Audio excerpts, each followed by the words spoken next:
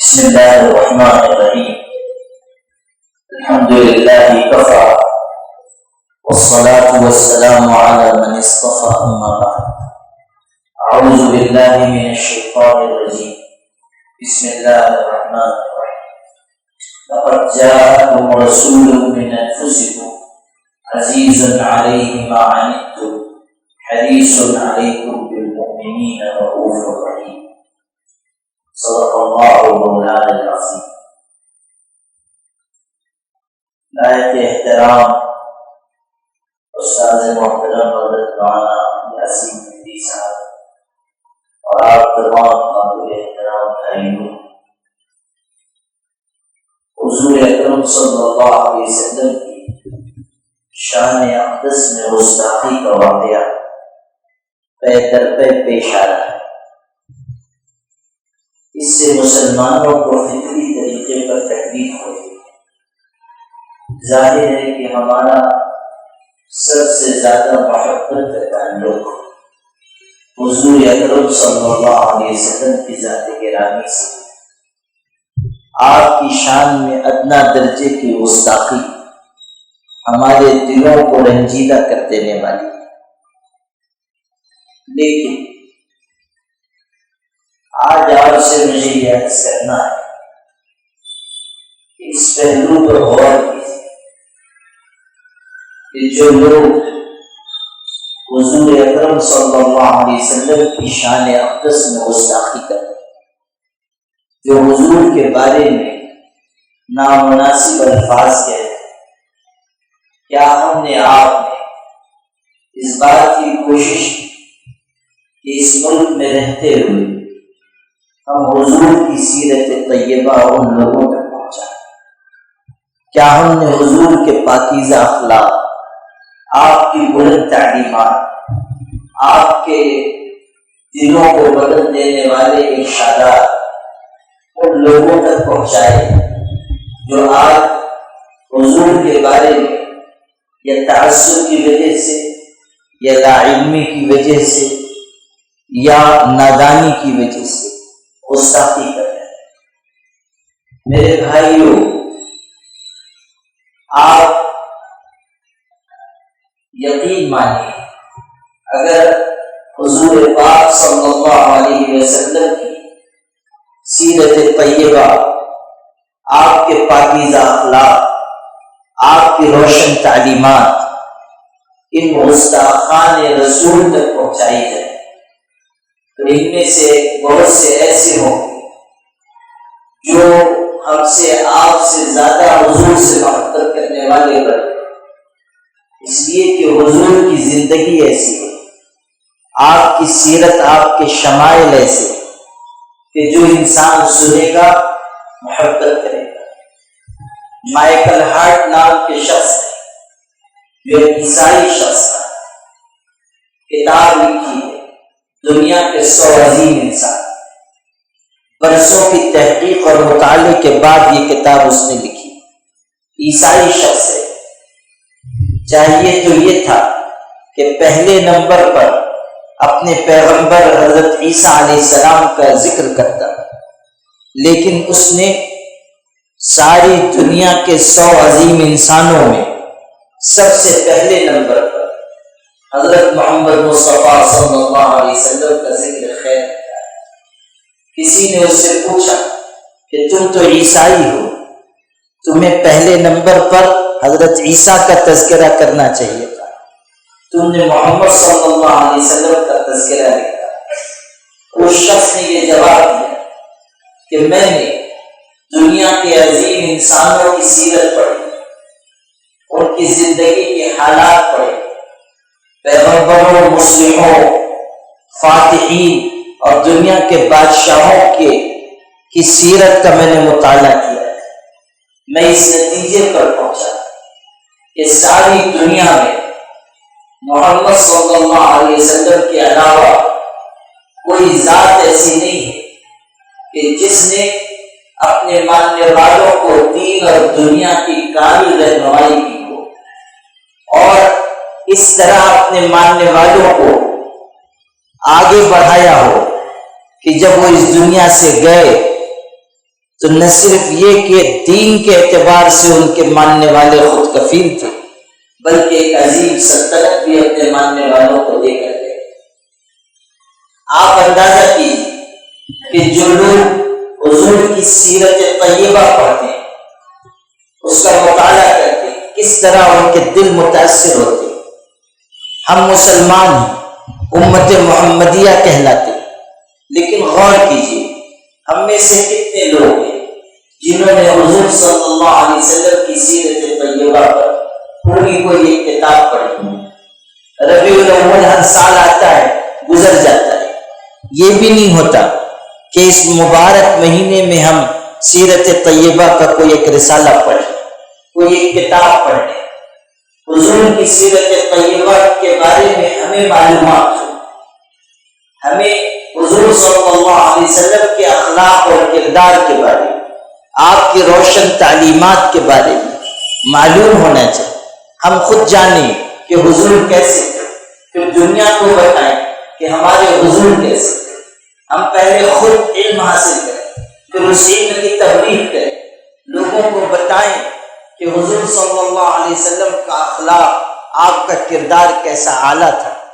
مشرک کہتے تھے، مشرکین مکہ حضور کو کہتے تھے کہ الصادق الامین، یہ شخص سچا ہے، امانت دار۔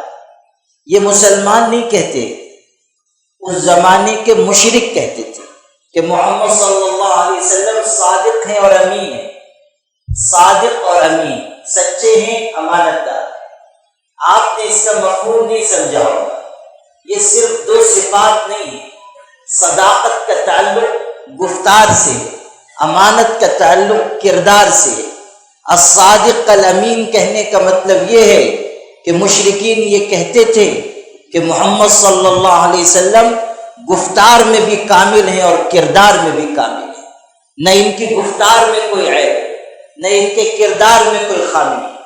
حضور صلی اللہ علیہ وسلم نے جب اپنی نبوت مشرکین کے سامنے پیش کی تو کیا کہا؟ فقط لبثت فیکم عمرا من قبلی، اس سے پہلے میں تم میں ایک عرصہ گزار چکا ہوں، یعنی میری نبوت کی صداقت اگر کسوٹی پر پرکھنا چاہتے ہو تو میری زندگی اٹھا کر دیکھو۔ میں نے تمہارے درمیان زندگی گزاری، میرا بچپن تم میں گزرا، میری جوانی تم میں گزری، 40 سال تک میں نے تمہارے درمیان وقت گزارا ہے۔ اگر کہیں میرے کردار میں کوئی عیب ہو تو تم بتاؤ، اگر کہیں میری زندگی میں کوئی خامی ہو تو بتاؤ، کوئی نقص کوئی عیب ہو تو بتاؤ۔ آپ اندازہ کیجیے کہ نبوت کی صداقت کے لیے حضور صلی اللہ علیہ وسلم نے اپنی مبارک زندگی پیش کی۔ فقط لبثت فیکم عمرا من قبل، آؤ میری زندگی کے بارے میں اگر تم کو کوئی کمی کوئی خامی معلوم ہو بتاؤ۔ شیخ الاسلام ابن تیمیہ رحمۃ اللہ علیہ حضور کی سیرت طیبہ کے بارے میں یہ عجیب، یہ دل کو چھو لینے والی بات لکھی ہے۔ ارشاد فرمایا کہ حضور کی 63 سالہ زندگی میں کہیں کسی شخص کے اوپر کوئی ظلم و زیادتی کوئی بتا نہیں سکتا، کبھی کوئی ایک لفظ کا جھوٹ نہیں بتا سکتا، کسی کو دھوکہ، کسی کے ساتھ غبن نہیں بتا سکتا۔ آگے لکھا ہے کہ حضور پر ہر طرح کے حالات آئے، کبھی آپ امن کی حالت میں رہے، کبھی خوف کی حالت میں رہے، کبھی کمزور رہے، کبھی طاقتور رہے، ایسا وقت بھی آیا کہ آپ مظلوم ہیں، ایسا وقت بھی آیا کہ آپ حاکم اعلیٰ ہیں، ایسا وقت بھی آیا کہ لوگ آپ پر یلغار کر رہے ہیں، اور ایسا وقت بھی آیا کہ جب لوگوں کی تقدیر کا فیصلہ آپ کے ہاتھ میں ہے۔ لیکن ہر دور میں آپ نے کبھی صداقت اور امانت کا دامن ہاتھ سے جانے نہیں دیا۔ کوئی ایک شخص بتا نہیں سکتا، چاہے وہ دوست ہو یا دشمن، اپنا ہو یا بیگانہ، ماننے والا ہو یا نہ ماننے والا ہو، کہ حضور صلی اللہ علیہ وسلم نے کبھی جھوٹ بولا ہے، کبھی آپ نے کسی کے ساتھ ظلم کیا ہے، کبھی آپ نے کوئی زیادتی کی۔ اندازہ کیجیے کہ حضور صلی اللہ علیہ وسلم کی سیرت و کردار کی یہ کیسی بلندی ہے۔ آپ پڑھیے سیرت طیبہ میں کہ آپ صلی اللہ علیہ وسلم کے بارے میں صحابہ کہہ رہے ہیں، کان رسول اللہ صلی اللہ علیہ وسلم اجود الناس اشجع الناس، حضور لوگوں میں سب سے زیادہ کریم تھے، سب سے زیادہ شریف تھے، سب سے زیادہ سخی تھے، سب سے زیادہ لوگوں میں بہادر تھے۔ آپ صلی اللہ علیہ وسلم سب کو نوازنے والے، عطا کرنے والے تھے۔ آپ کی سخاوت کا یہ عالم تھا کہ ایک خاتون نے ایک چادر آپ صلی اللہ علیہ وسلم کی خدمت میں پیش کی، آپ کو ضرورت تھی، آپ نے اس کو پہن لیا۔ صحابہ کے درمیان آئے، ایک صحابی نے کہا اللہ کے رسول چادر خوبصورت ہے، آپ مجھ کو عنایت فرما دیں۔ اندازہ کیجیے حضور ضرورت مند ہیں، اس چادر کی آپ کو ضرورت ہے، لیکن آپ نے وہ چادر اسی وقت اتار کر ان کو عنایت فرما دی۔ دوسرے صحابہ نے کہا ان سے جنہوں نے مانگا تھا کہ تمہیں ایسا نہیں کرنا چاہیے تھا، جب تمہیں معلوم ہے کہ حضور کبھی کسی کو انکار نہیں کرتے تو تمہیں سوال نہیں کرنا چاہیے تھا، حضور کو ضرورت تھی پھر تم نے ایسا کیا۔ ان صحابی نے کہا کہ میں نے یہ چادر استعمال کے لیے نہیں مانگی ہے، حضور نے یہ چادر استعمال فرمائی، میرا دل یہ چاہا کہ چادر مجھ کو مل جائے تاکہ اس چادر کے کفن میں دنیا سے رخصت ہوں۔ میں نے چادر کفن بنانے کے لیے مانگی، چنانچہ انہوں نے وہ چادر رکھی، اور روایت کے آخری الفاظ یہ ہیں کہ وہی چادر ان صحابی کا کفن بنی۔ آپ حضور صلی اللہ علیہ وسلم کی سخاوت دیکھیں، آپ کے پاس کچھ نہیں ہوتا تھا مگر آپ لوگوں سے قرض لے کر ضرورت مندوں کو دیتے تھے۔ ایسے حالات ہوتے تھے کہ گھر میں کچھ نہیں، ایک مانگنے والا آیا، اس نے دست سوال دراز کیا، آپ صلی اللہ علیہ وسلم نے اپنے پاس دیکھا کچھ نہیں تھا، آپ نے کہا جاؤ فلاں زوج محترمہ کے یہاں جاؤ، وہ گئے، لیکن وہاں سے جواب ملا پانی کے علاوہ کوئی چیز موجود نہیں۔ یکے بعد دیگرے 9 گھروں پر گئے، لیکن کہیں بھی پانی کے علاوہ کوئی چیز موجود نہیں تھا۔ آپ اس سے حضور صلی اللہ علیہ وسلم کی زندگی کے معیار کا بھی اندازہ کیجیے کہ دنیا سے کیسے بے رغبت ہیں، کس طرح زندگی گزار رہے ہیں، دنیا اور اسباب دنیا جمع کرنے کا کوئی ذوق نہیں ہے، ایسے حجرے میں رہ رہے ہیں کہ کھڑے ہوتے ہیں تو سر چھت کو لگ جاتا ہے، ٹاٹ پر بوریے پر آرام فرما رہے ہیں، پشت مبارک پر نشان ابھر آ رہا ہے۔ سیدنا عمر حاضر ہوئے تھے حضور کی خدمت میں، آپ کرتا اتار کر آرام فرما رہے تھے، اٹھ کر بیٹھے، پشت مبارک پر بوریے کا نشان تھا۔ عمر ابن خطاب جیسا مضبوط دل کا انسان رو پڑا، آنکھوں سے آنسو جاری ہو گئے۔ حضور نے پوچھا کیوں روتے ہو؟ کہا اللہ کے رسول آپ اولین و آخرین کے سردار ہیں اور ٹاٹ پر آرام فرماتے، قیصر و کسریٰ ظالم بادشاہ ہیں اور اونچے محلوں میں نرم بستروں پر آرام کرتے ہیں۔ حضور صلی اللہ علیہ وسلم نے فرمایا اما ترضى ان تكون لهم الدنيا وان تكون لنا الاخرہ، یہ بات تم کو خوش نہیں کرتی ہے کہ ان کو دنیا مل جائے ہم کو آخرت مل جائے؟ اندازہ کیجئے کیسی خوبصورت تعلیم آپ نے دی۔ ایک صحابیہ نے آپ کے لیے بستر بنا کر پیش کیا، نرم بستر تھا، آپ نے خلاف عادت اس ہدیے کو مسترد کیا اور آپ نے فرمایا مالی وللدنیا انما انا کراکب استظل تحت شجرۃ ثم راح وترکها، مجھے دنیا سے کیا مطلب، میں تو دنیا میں اس مسافر کی طرح ہوں جو کسی درخت کے نیچے آتا ہے، سستاتا ہے، آرام کرتا ہے اور آگے بڑھ جاتا ہے۔ آپ نے یہ تعلیم دی کہ مال اور اسباب دنیا میں لگ کر آخرت سے غافل نہ ہو جاؤ۔ آپ صلی اللہ علیہ وسلم اس حالت میں دنیا سے گئے کہ آپ کی زرہ یہودی کے ہاں رہن رکھی ہوئی تھی، آپ نے جو زرد کمبل اوڑھا تھا اس میں پیون لگا ہوا تھا، گھر میں چراغ جلانے کے لیے تیل موجود نہیں تھا۔ آپ اندازہ کیجئے کہ کس عسرت کے ساتھ آپ نے زندگی گزاری۔ آپ چاہتے تو مکے کے پہاڑ سونے کے کر دیے جاتے، آپ چاہتے تو زمین آپ کے لیے خزانے اگل دیتی، آپ چاہتے تو دنیا میں بادشاہوں سے بھی زیادہ عالی شان کے ساتھ رہتے، لیکن آپ نے یہ طرز زندگی اختیار نہ فرمایا۔ حضرت عائشہ کہتی ہیں ما ترکا عبدن ولا امتن ولا درہمن ولا دینارا، حضور دنیا سے اس حالت میں گئے کہ آپ نے اپنے پیچھے 1 درہم 1 دینار، کوئی غلام کوئی باندی کچھ نہیں چھوڑا، بس آپ کا ایک باغ تھا وہ بھی آپ نے صدقہ فرما دیا تھا، اور آپ کا اسلحہ تھا جو آپ جنگ کے لیے استعمال فرماتے تھے۔ آپ نے اپنے پیچھے کوئی مال جائیداد اسباب وسائل دنیا کی چیزیں نہیں چھوڑی. آپ اس حالت میں دنیا سے گئے. ما ترکا عبدن ولا امتن ولا درہمن ولا دینارن، کوئی درہم کوئی دینار نہیں، جو کچھ تھا سب اللہ کے راستے میں خرچ کر دیا. حضور صلی اللہ علیہ وسلم کا یہ طرز زندگی اپنے لیے ہے، دوسروں کے لیے آپ کس قدر سخی اور فیاض واقع ہوئے. آپ صلی اللہ علیہ وسلم کی خدمت میں ایک شخص آئے، انہوں نے ایک سوال کیا. آپ نے فرمایا ان دونوں وادیوں کے درمیان جتنی بکریاں ہیں جتنے جانور ہیں تم سب لے جاؤ. اندازہ کیجئے، دو وادیوں کے درمیان پہاڑیوں کے درمیان جتنی بکریاں جتنے جانور تھے ایک شخص کو آپ نے عنایت فرما دیا. وہ شخص خوشی خوشی گیا اپنے قبیلے میں، جا کر کہتا ہے کہ چلو تم سب بھی ایمان لے آؤ، اس لیے کہ حضور ایسے ہیں کہ آپ ایسی سخاوت فرماتے ہیں گویا کہ آپ کو فخر و فاقے کا کوئی اندیشہ نہیں. پورے قبیلے کو اس نے اسلام کی دعوت دی. آپ کی سخاوت اور فیاضی دیکھی. اپنے حق میں آپ وہ طرز زندگی اختیار کر رہے ہیں، دوسروں کے لیے آپ ایسی سخاوت فرما رہے ہیں. اسی کو فارسی شاعر نے کہا تھا کہ اپنے حق میں تو آپ عسرت اختیار کرنے والے ہیں، دوسروں کے لیے آپ حاتم طائی کی طرح بلکہ اس سے بھی زیادہ سخاوت اور فیاضی کرنے والے ہیں. اسی کو دوسرے پیرائے میں یوں بھی کہا گیا کہ امی و دقیقدان عالم بے سایہ و صاحبان عالم، کہ آپ خود لکھنا پڑھنا نہیں جانتے لیکن سارے جہان میں سب سے زیادہ علم اگر کسی کو ہے وہ حضور صلی اللہ علیہ وسلم ہے. بے سایہ و صاحبان عالم، آپ خود یتیم تھے، ماں باپ کا سایہ سر پہ نہیں تھا، دادا نے داغ مفارقت دے دی تھی، بے سایہ تھے لیکن ساری انسانیت کو اگر سایہ ملا تو وہ حضور کی ذات گرامی سے ملا. ساری دنیا کو اگر سایبان فراہم ہوا وہ حضور کی ذات گرامی سے فراہم ہوا.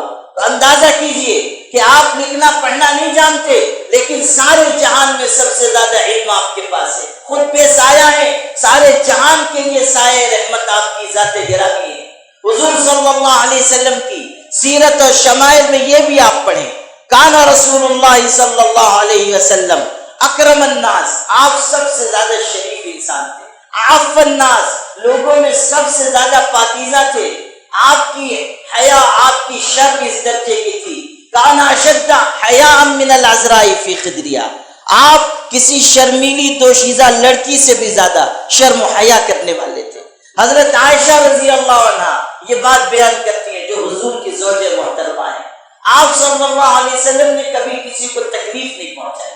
عائشہ رضی اللہ عنہ یہ کہتی ہیں کہ ما ضرب امرأة ولا خادما بیدہ، کبھی آپ نے کسی خادم کو، کسی خاتون کو، کسی شخص کو اپنے ہاتھ سے مارا نہیں. الا ان ينتهك حرمات اللہ، ہاں یہ کہ اللہ کی حرمتیں اگر پامال کی جا رہی حضور اس وقت غصے میں آتے تھے اور جب آپ لڑائی لڑتے تھے اس وقت مقابلہ کرتے تھے، ورنہ آپ نے کسی کو، کبھی آپ نے کسی پر ہاتھ نہیں اٹھایا. ایسے شفیق اور کریم تھے کہ آپ صلی اللہ علیہ وسلم کے صحابہ اپنے چھوٹے بچوں کو لے کر آتے، آپ کی گود میں رکھتے برکت کے لیے. کوئی بچہ پیشاب کر دیتا تھا، آپ کی پیشانی پر شکر نہیں آتی تھی. صحابہ برتن لے کر آتے اور کہتے کہ اس میں برکت کے لیے ہاتھ ڈال دیں. سردیوں کے زمانے میں پانی ٹھنڈا ہوتا تھا، آپ کو تکلیف ہوتی مگر آپ کبھی انکار نہیں فرماتے تھے. کوئی مصافحہ کرتا، جب تک وہ خود ہاتھ پیچھے نہ لے لیتا آپ ہاتھ نہیں کھینچتے تھے. کوئی کہتا مجھ کو راز کی بات کہنی ہے، آپ کان اس کے قریب کر دیتے تھے، جب تک وہ اپنی بات پوری نہیں کر لیتا آپ ہٹاتے نہیں تھے. کوئی باندھی آتی تھی غلام عورت، وہ آ کر کہتی مجھ کو آپ سے کوئی کام ہے مگر میں یہاں نہیں کہوں گی، آپ میرے ساتھ فلاں جگہ چلیں، میں وہاں بیان کروں گی. آپ چلے جاتے تھے. حضرت انس رضی اللہ عنہ 10 سال حضور کی خدمت کر رہے ہیں، کہتے ہیں ما عابنی شیئا قط، کبھی آپ نے میرے کسی کام پر عیب نہیں لگایا، آپ نے کبھی مجھ کو ڈانٹا نہیں، کبھی آپ نے مجھ کو تنبیہ نہیں فرمائی. اندازہ کیجیے کہ نرمی، شفقت، محبت کس درجے کی ہے. اہل و عیال کے ساتھ کیسا سلوک کر رہے ہیں. حضرت فاطمہ آتی ہیں، آپ کھڑے ہو جاتے ہیں، ان کی پیشانی چومتے ہیں، اپنی جگہ ان کو بٹھاتے ہیں، ان کے ساتھ نہایت محبت کا معاملہ فرماتے ہیں. حضرت فاطمہ رضی اللہ عنہا حضرت صلی اللہ علیہ وسلم کی سب سے چھوٹی صاحبزادی، یہی زندہ رہی۔ آپ کا صبر بھی دیکھیے کہ آپ کے جتنے بچے ہوئے سب اللہ کو پیارے ہو گئے۔ 6 اولادیں آپ کی زندگی میں دنیا سے گئی، بیٹے بھی رخصت ہوئے، بیٹیاں بھی رخصت ہوئی، سب کو آپ نے اپنے ہاتھ سے قبر میں اتارا، اور آپ نے صبر و تحمل کا مظاہرہ کر کے بتایا۔ جب آپ کے بیٹے حضرت ابراہیم کا انتقال ہوا آپ رونے لگے، لیکن اس وقت بھی زبان پر یہ الفاظ تھے، العین تدمع والقلب یحزن وَإِنَّا بِفِرَاقِكَ يَا إِبْرَاهِيمُ لَمَحْزُونُونَ، ابراہیم تمہارے جانے سے ہم رنجیدہ ہیں، آنکھ رو رہی ہے، دل بے قرار ہے، لیکن ہماری زبان سے بس وہی نکلے گا جس سے ہمارا رب راضی ہوگا۔ ایسا کوئی جملہ زبان سے نہیں نکلے گا جو اللہ سے شکایت کا ہو، ہماری زبان وہی کہے گی جس سے اللہ راضی اور خوش ہو۔ یہی حضرت ابراہیم ہے، پرورش پا رہے تھے دایا کے ہاں، دودھ پلانے والی خاتون کے ہاں، حضور تشریف لے جاتے تھے، وہ لپک کر آتے، ان پر گرد و غبار کا اثر ہوتا، آپ گرد و غبار ان سے چھڑاتے تھے، اپنے سینے سے لگاتے تھے، چومتے تھے، ان کو سونگتے تھے۔ یہ روایت کے الفاظ ہیں، محبت کا اظہار فرماتے تھے، اور پھر وہ دنیا سے رخصت ہو گئے۔ کیسا عظیم صدمہ پیش آیا، لیکن حضور صلی اللہ علیہ وسلم نے صبر و تحمل کا مظاہرہ فرمایا۔ آپ نے بتایا کہ کس طرح اللہ کی مرضی پر راضی رہنا ہے، کیسی کیسی مشقتیں آپ کو پیش آئی۔ احد میں دندان مبارک شہید ہو گئے، چہرہ خون سے لہولہان ہے، یہاں تک کہ آپ کی زبان سے جملہ نکلا، کیف یفلح قوم قد شجوا وجہ نبیہم دما، وہ قوم کیسے کامیاب ہوگی جس نے اپنے پیغمبر کا چہرہ خون سے لہولہان کر دیا ہے۔ آپ صلی اللہ علیہ وسلم طائف گئے، لوگوں نے اتنا ستایا کہ آپ کا خون پیروں تک پہنچا، آپ نے پردرد دعا مانگی، اشکو الیک ضعف قوتی وقلت حیلتی، اللہ میں اپنی کمزوری بے بسی کی شکایت لے کر تیری بارگاہ میں آیا ہوں، لوگ مجھ کو مار رہے ہیں، لوگ مجھ کو ستا رہے ہیں، لوگ میری دعوت رد کر رہے ہیں، میں تیری بارگاہ میں اپنی بے بسی کی فریاد لے کر آیا ہوں، اگر تو مجھ سے راضی ہے اور ساری دنیا مجھ سے ناخوش ہے مجھے کوئی پرواہ نہیں۔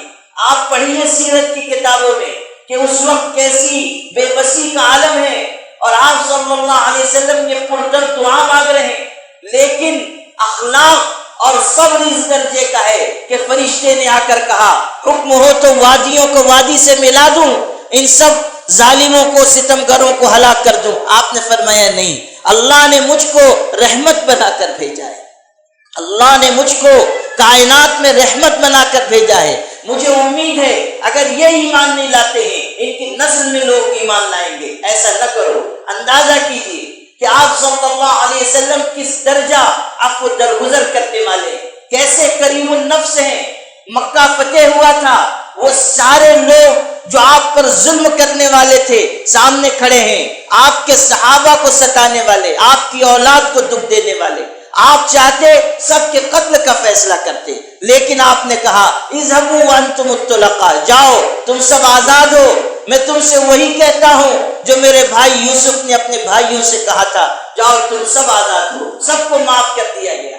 اندازہ کیجئے کہ حضور صلی اللہ علیہ وسلم کس قدر متحمل ہیں، کس قدر آپ معاف کرنے والے ہیں۔ ایک طرف آپ کی عظمت یہ ہے کہ کائنات میں آپ سے بڑا اللہ کا محبوب کوئی پیدا نہیں ہوا، کائنات کے پیغمبروں کے آپ امام ہیں، رسولوں کے آپ تاجدار ہیں۔ قرآن کہہ رہا ہے بالمومنین رؤوف الرحیم، مومنوں پر نہایت درجہ شفیق و کریم ہے۔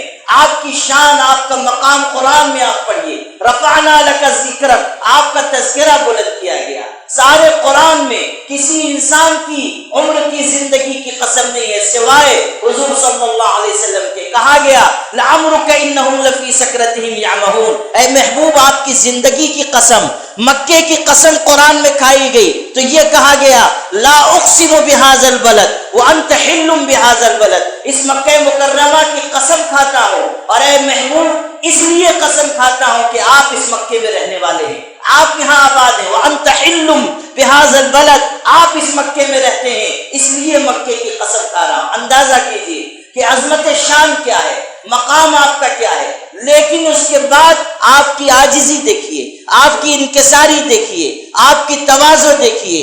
صحابہ کرام میں سے کچھ لوگ آئے تھے، ایک وفد آیا کسی علاقے سے، انہوں نے آ کر کہا یا خیرنا وابن خیرنا یا سیدنا و ابن سیدنا، اے ہم میں سب سے بہترین انسان، اے سب سے بہترین انسان کی اولاد، اے ہمارے سردار، سردار کے بیٹے۔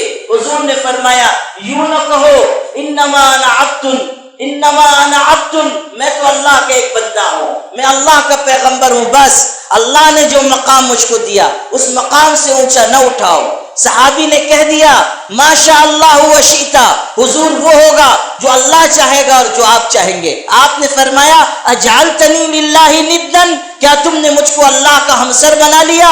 قل ماشاء اللہ وحدہ، کہو تنہا اللہ جو چاہے گا وہ ہوگا، مجھ کو شامل نہ کرو، مجھ کو میرے مقام سے اونچا نہ اٹھاؤ۔